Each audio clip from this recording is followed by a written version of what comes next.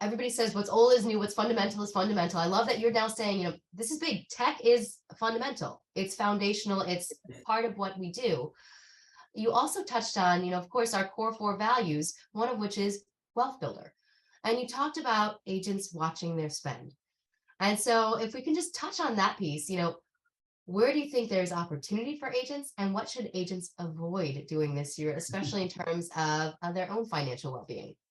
Yeah, look, I started my career as a licensed agent. And it was one of the most challenging things I found was how to manage my money. And it seems sort of so basic, but it's not, right? It can be very difficult. What do I need to invest in? How much do I need to put in the bank, right? Have I set aside my money for my quarterly taxes if you pay your taxes that way, which I did at the time as a straight commissioned agent.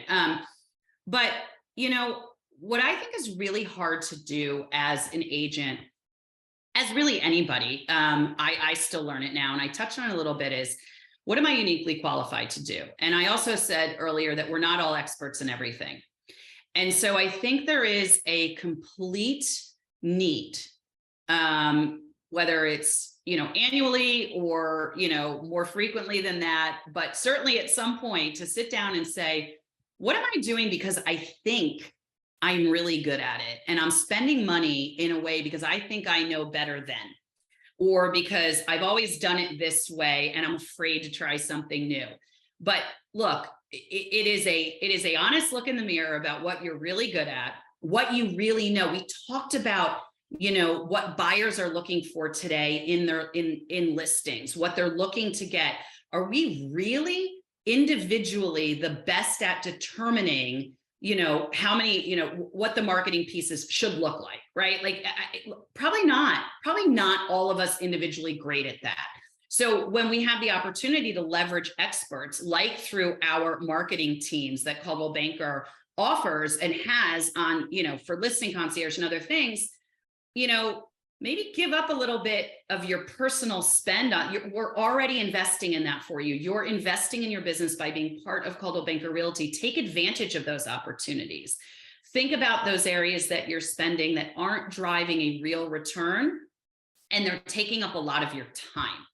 And leverage what's available to you as part of being part of this amazing company, because while maybe it's not 100% the way you would have done it, it's absolutely what the consumer wants. And that pride in certain things that we do, which we love, and I get it, and it's amazing, isn't necessarily going to sell more homes for you or get you more listings. What's going to do that is sitting down with that consumer and having that conversation and building that relationship and allowing somebody else. So I think it's about really being honest about where your highest and best use is, and letting go of those things that, while we love and we have a sort of pride of ownership above, and it feels like we're having like a lot of control, is it really that valuable in the long run to getting that business?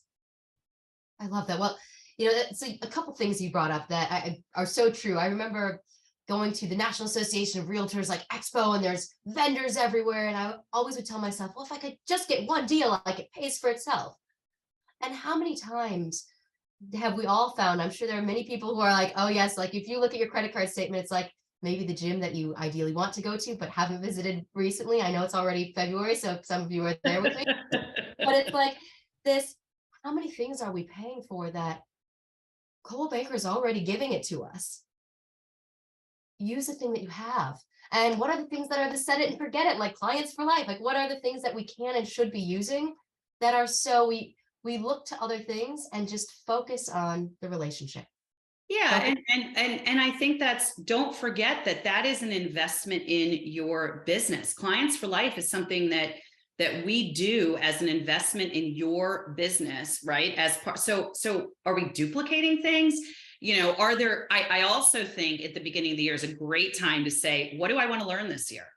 What skill have I been putting off, or what opportunity have I not taken advantage of that will ultimately grow my business? And that's where I want to invest, right? So it's not all about about pulling back. It's about saying, okay, in a market like this, I need to get more listings because we have a supply issue, right? If we have more houses, we'd sell them. And so therefore, how do I get more listings? Okay, I know I need to do X, Y, or Z. Well, man, because I haven't had to do that for the last couple of years, or maybe I haven't, right? So what have I forgotten to do or put on the back burner? Maybe I've been focused on buyers and whatever that is, invest in that, and invest your time there in order to accomplish your goal for the year. And the other thing is, as part of that, no matter what you're investing in, whatever you're not investing in, measure your activities, your actions on a consistent basis. Don't wait till the end of the month, the end of the quarter, the end of the year to look back and be like, oh, I didn't sell enough house, right? It builds every month, every week. Look at those things you're doing to measure the results. And if they're not working, guess what? Try something else. Call your manager, phone a friend and say, hey, this isn't working. How do I hold myself more accountable to doing what I've committed to do? Just like that gym membership that I actually just gave up because that was a waste of money.